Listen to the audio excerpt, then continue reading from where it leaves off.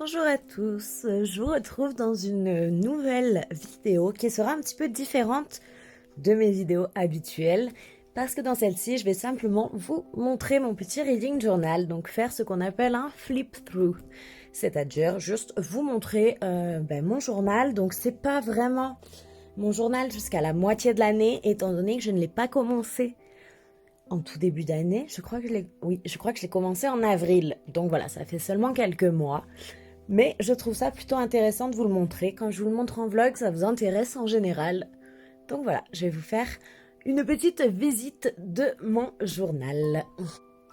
Tout d'abord, je vais m'allumer ma petite bougie que voici. Donc c'est la Drought of the Living Dead par The Bat in the Hat. C'est vraiment une boutique que j'adore. Si vous ne la connaissez pas, mais foncez voir. Ces bougies sont de pure merveille. Elle fait également des coussins, des vêtements, enfin, pure merveille. Le lien sera évidemment dans la barre de description, donc avec le petit blason de Hogwarts, donc de Poudlard. Hop, à l'endroit, il paraît que c'est mieux. Alors, hop, je vais allumer ça avec, hop, ma petite boîte d'allumettes que j'ai customisée pour qu'elle soit un petit peu plus agréable à regarder.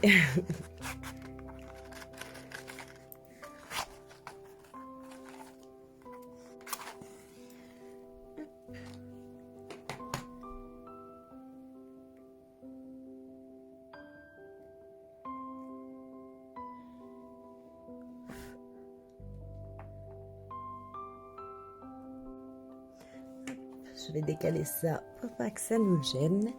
Donc tout d'abord, caractéristique technique de mon journal, c'est un Paperbanks. Il n'est pas au format, j'ai envie de dire, classique parce qu'il est dans la longueur. Je me suis très vite habituée à ça, c'est pas du tout un souci pour moi. Ce qui est un petit peu plus gênant, mais bon, je le savais quand j'ai commencé à le faire, c'est que ce n'est pas ni un papier ligné, ni un papier à carreaux, ni un papier à petite grille, à petits points. C'est tout blanc. Donc c'est un petit peu plus de travail, je trouve, que, évidemment on n'a aucun repère, donc il faut faire les repères pour pouvoir faire des lignes, pour tout ça. Petit bémol, mais bon, je savais dans quoi je me lançais et je voulais le faire dans celui-là. Donc voilà, j'ai quand même...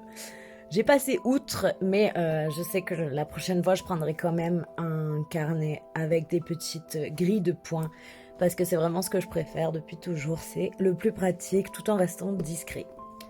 Donc voilà, je vous mettrai évidemment le modèle exact dans la barre de description.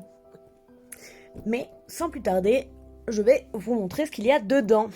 Alors déjà, on peut voir qu'il y a une petite fermeture. Honnêtement, je ne pensais même pas qu'elle durerait, qu'elle arriverait à fermer jusqu'à maintenant.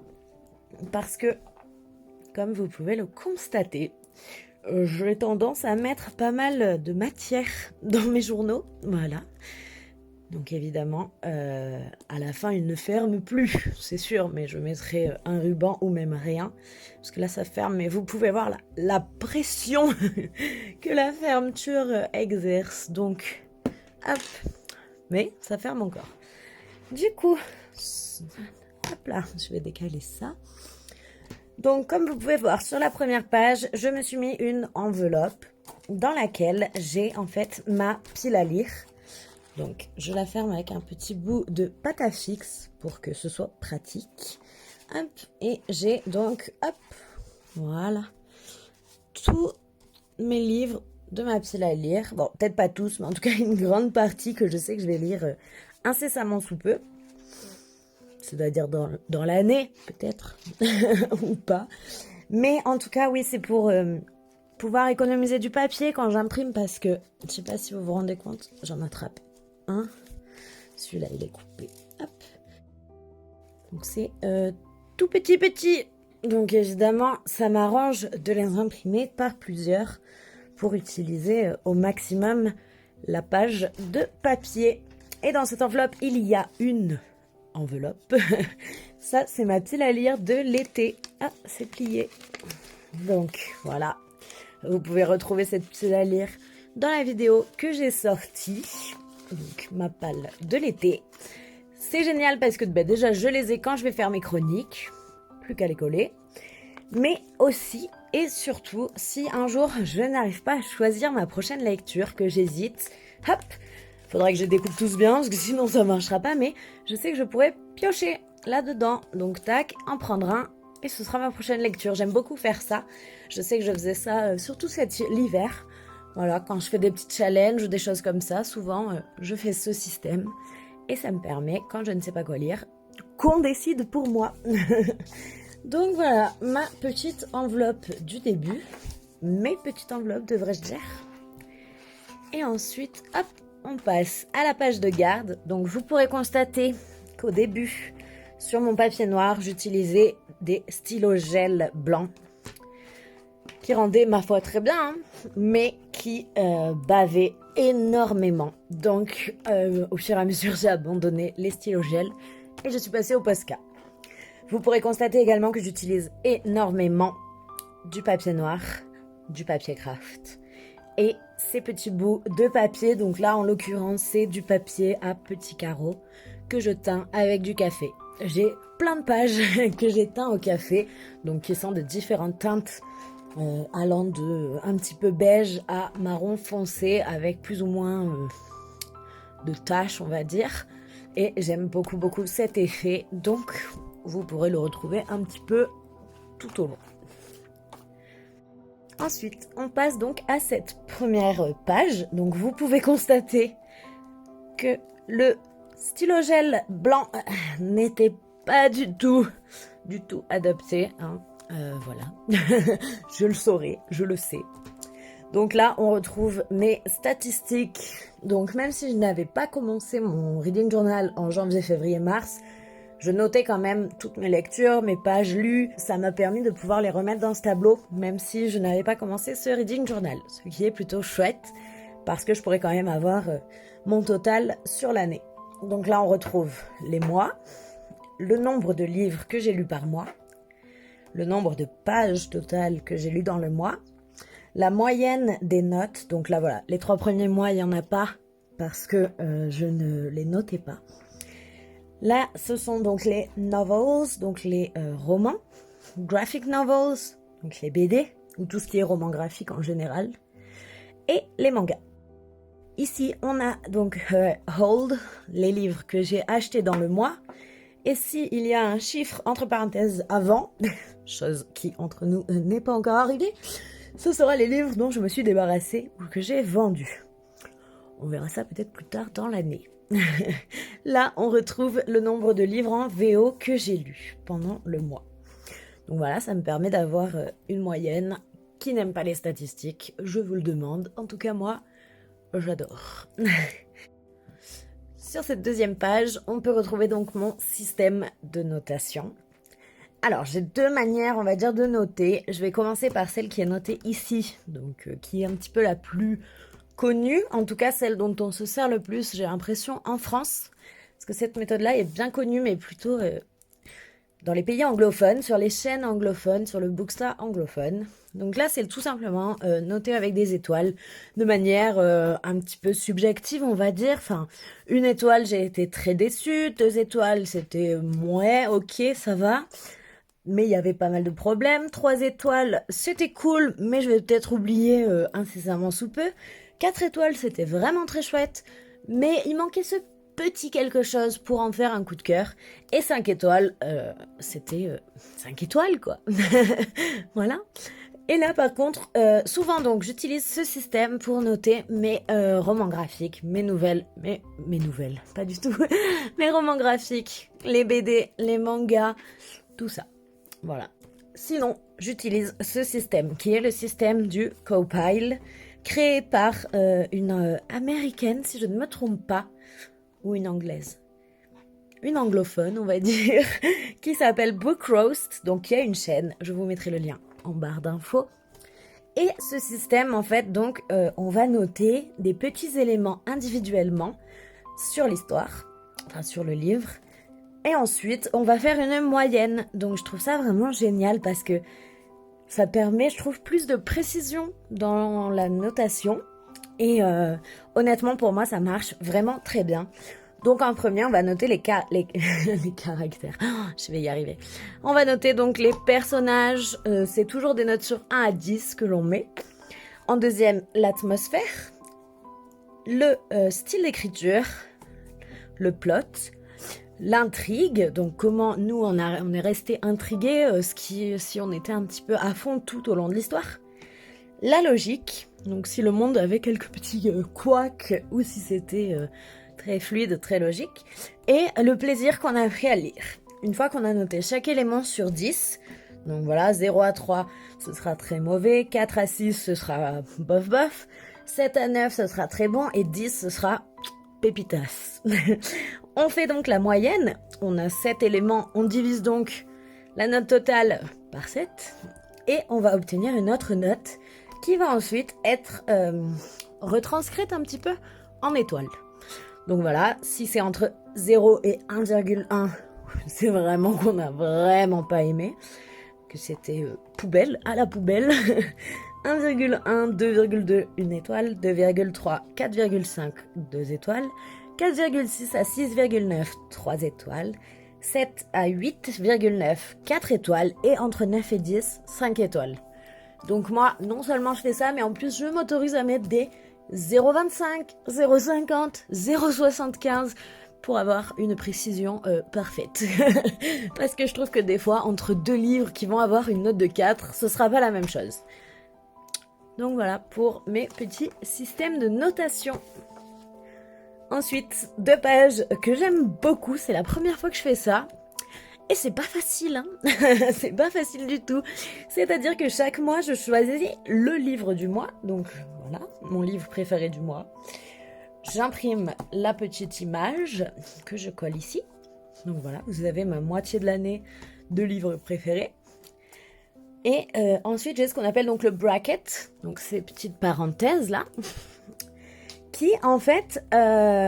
parenthèse crochet plutôt, qui en fait donc reprennent chaque fois le livre que j'ai choisi du mois. C'est très dur, hein. Des fois c'est très dur. Pendant le mois de la fantaisie, je vous explique même pas comme c'était compliqué. Et ensuite, entre ces deux, je choisis mon préféré. Entre ces deux, mon préféré. Entre ces deux, mon préféré. Pareil, pareil, pareil, jusqu'à ce que j'obtienne mon livre favori de l'année. Comment vous dire, quand je vais en arriver à ces 3, c'est possible que je m'arrache les cheveux pour en déterminer un seul. Mais j'aime beaucoup faire ça quand même. Je trouve que ça me fait bien réfléchir à quel point j'ai pu aimer tant de livres. Si j'ai eu 3 coups de cœur, lequel est le plus resté en moi. Donc voilà, même si je vous avoue que c'est très compliqué quand même. Un peu. On passe à ça, donc c'est les séries, les sagas que j'ai en cours. Je vous avoue que là je l'ai pas mis à jour depuis peut-être 2 semaines, donc il faudrait que j'en rajoute. Mais voilà. Donc les séries en cours, une fois qu'elles sont finies, je colorie le petit rond noir. Et sinon, au fur et à mesure, dès que je lis un tome, je colorie le petit cœur correspondant. S'il y en a d'autres qui sortent, je rajoute des petits cœurs. Voilà. Des fois c'est un petit peu mélangé, par exemple là vous pouvez voir Throne of Glass. J'ai mis les livres sortis en anglais. Pour certains, j'ai mis que les livres sortis en français. Bref, comme tout dans ma vie, c'est un mix entre anglais et français. Ensuite, ça, c'est ma palle. Pareil, ça fait bien quelques semaines que je ne l'ai pas mise à jour. Je voulais la mettre à jour avant de filmer cette vidéo, mais vous ne l'aurez jamais eu, cette vidéo, sinon. Mais voilà, c'est ma palle. Je trouve ça bien pratique également parce que même si ma palle est majoritairement dans un chariot de lecture, dans une pièce... Il y a quelques livres qui sont dans ma bibliothèque, qui sont dans ma chambre. Et là, ça me permet vraiment de les voir, de voir les titres. De voir les titres. Et du coup, de pouvoir piocher également dedans. Par exemple, j'avais un livre qui était caché, L'exquise clarté d'un rayon de lune. Et ben au final, voyant ça, je me suis dit, ah mais génial, j'ai ce livre, c'est vrai. Il était rangé avec son copain qui est une romance d'hiver, vu que c'est la suite. Bref, vous comprenez l'idée. Donc... ma palle, tout simplement, enfin oui ma palle. Là c'est un petit récap des sorties de l'année. Donc là j'avais mis les livres qui étaient déjà sortis vu que j'ai commencé mon reading journal en avril. J'avais mis les livres qui étaient déjà sortis dans le début de l'année et ensuite chaque mois hop les différents livres et un petit coloriés, points coloriés, quand je les ai achetés. Lus, achetés. Après, quand je les ai lus, on verra. Ensuite, là, donc ça, c'est encore vierge, mais je sais pas si je ferai un collage ou si ça me servira à autre chose. Là, j'ai mon petit récap pour déterminer les genres. Je mets un petit point de couleur, ou plusieurs, hein, voilà, souvent c'est jeunesse fantasy, ou par exemple, je sais pas, une BD fantasy, enfin, vous avez l'idée. Donc voilà, ça me permet de vite savoir ensuite ce que j'ai lu le plus, principalement entre tout ce qui est roman, BD et manga. Mais également, voilà, la couleur prédominante, c'est évidemment le style que je lis le plus. Comment vous dire que ça se joue entre le violet et le bleu. On passe à ça, donc c'est des petites idées de tags, de vidéos, des choses que des fois, voilà, je regarde une vidéo, je me dis « Ah, ça peut être sympa », donc je le note. Hop, j'ai gardé une autre page pour le faire et encore une autre page vierge, soit pour encore ces idées de vidéos, soit pour autre chose, parce que c'est bien vu que c'est au début du livre, enfin du carnet. Je préfère garder des pages un petit peu vierges pour si je dois rajouter des choses au fur et à mesure, même si jamais il me fait plus d'un an, ce qui je pense sera le cas. Je pourrais par exemple ici mettre mon nouveau tableur de l'année, des choses comme ça. On verra. On passe ensuite au premier mois, donc avril. Du coup, on retrouve là les livres que j'ai achetés. Je m'étais fait une petite pile à lire, c'est pas quelque chose que je fais tout le temps. Au contraire, je le fais rarement pour le mois. Je fais souvent, sauf s'il y a des challenges, mais sinon c'est un petit peu plus des piles à mood, on va dire, saisonnières ou des choses comme ça. Donc je les note pas forcément. Mais là j'en avais fait une, donc je l'ai noté. Un petit calendrier pour me repérer. Au début je voulais le faire et colorier les jours où je lisais. Mais honnêtement, si je devais colorier, ce serait plutôt les jours où je lis pas, parce que je lis quasiment, enfin, c'est très rare que je passe une journée sans lire. Donc au final, ça aurait été tout colorié. Je n'en voyais pas forcément l'intérêt. Donc c'est juste pour me repérer. Ensuite, on a mon petit tableau du mois. Donc à chaque fois, les titres des livres, l'auteur, autrice, les petits points de couleur pour signifier donc le genre. Les traits noirs, c'est à chaque fois que je lis des livres en VO. Ensuite, on a le nombre de pages de chaque livre. Les dates, donc soit quand je les ai lus en un jour, soit le premier jour, donc le jour où j'ai commencé, le jour où j'ai fini.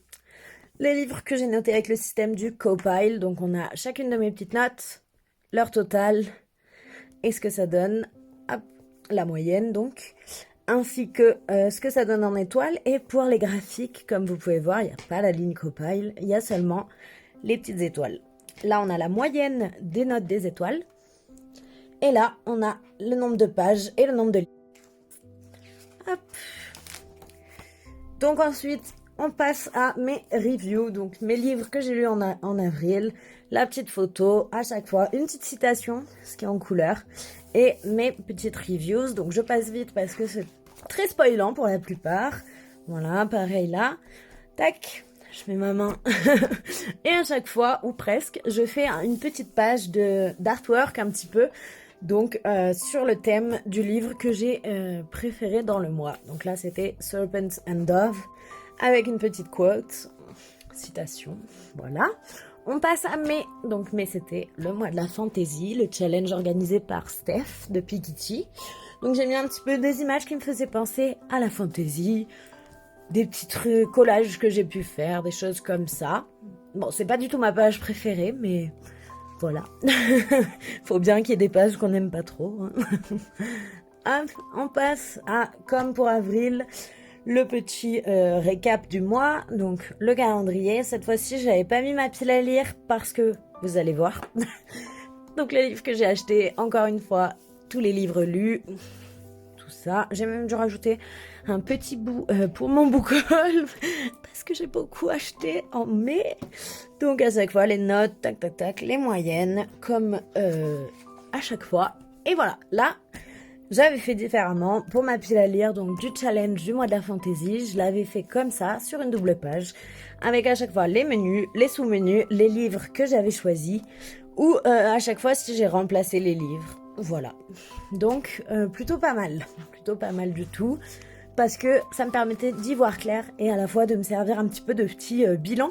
Donc dès que je cochais, c'est que j'avais lu le livre et que j'avais fini ou non le menu. Donc vous voyez, je n'ai pas validé cette catégorie-là.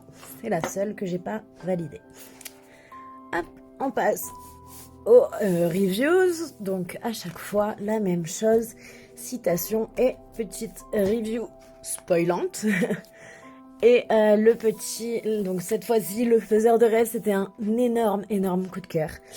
Et je pense que ça méritait une double page. Donc la voici, la voilà. Citation, artwork, autocollant, stickers. C'est la même chose, autocollant et stickers. Petit tampon, voilà. Plein de choses. Et qui, voilà, m'inspirent et qui me refont penser à ma lecture. On passe à juin. Donc j'aime beaucoup cette présentation du mois. Donc voilà, avec des vieilles pages de livres, des stickers, du washi tape, des petites bandes. J'ai un petit peu de stickers aussi. Des petits dessins, du craft. Voilà. Et toujours mon papier noir, mon papier craft. C'est ma base. Donc voilà. Encore une fois, le même principe. Je vais pas vous réexpliquer à chaque fois. Là, on était un petit peu sur un thème... un petit peu Dark Academia, en tout cas dans les couleurs, dans un petit peu, on retrouve les livres, les papiers avec des écritures, le livre, le stickers de Saw, la malle. Ouais, ça me fait un petit peu penser à un style Dark Academia, donc voilà, Witchy Dark Academia, parce que Witchy Forever, avec ces washi qui font très Dark Academia. Et toujours mes feuilles teintes au café que j'aime de tout mon cœur. Hop, toujours pareil. J'ai toujours pas mis. Je voulais mettre du washi. J'ai toujours pas mis. Voilà, comme toujours, mes petits livres, mes petites reviews, mes petits spoilers.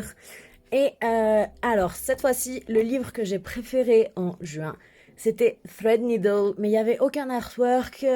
Donc, j'ai juste mis ça, c'est-à-dire une petite sorcière avec des petites plantes et des champignons qui fassent un petit peu witchy. Et pareil, ces petits stickers. Et on arrive à ce que même si vous aviez vu mes vlogs, vous n'avez jamais vu. Parce que c'est mon mois de juillet que j'ai fait il n'y a vraiment pas longtemps. Oups. Tadam. Donc enfin, on change de couleur. J'ai été inspirée par la lavande qui fleurit actuellement un petit peu doucement, qui commence à fleurir dans mon jardin. Donc voilà ce que ça donne. Là, la page est un petit peu dédiée, on va dire, au challenge d'écriture auquel je participe tout le mois. Donc voilà, machine à écrire, petite plume, on est un petit peu dans le thème. Et là, ça fait très violet. Un petit peu un style romantique, shabby chic, avec du layering. Donc vous comprenez pourquoi ça ne ferme pas. On a une étiquette avec un bout de...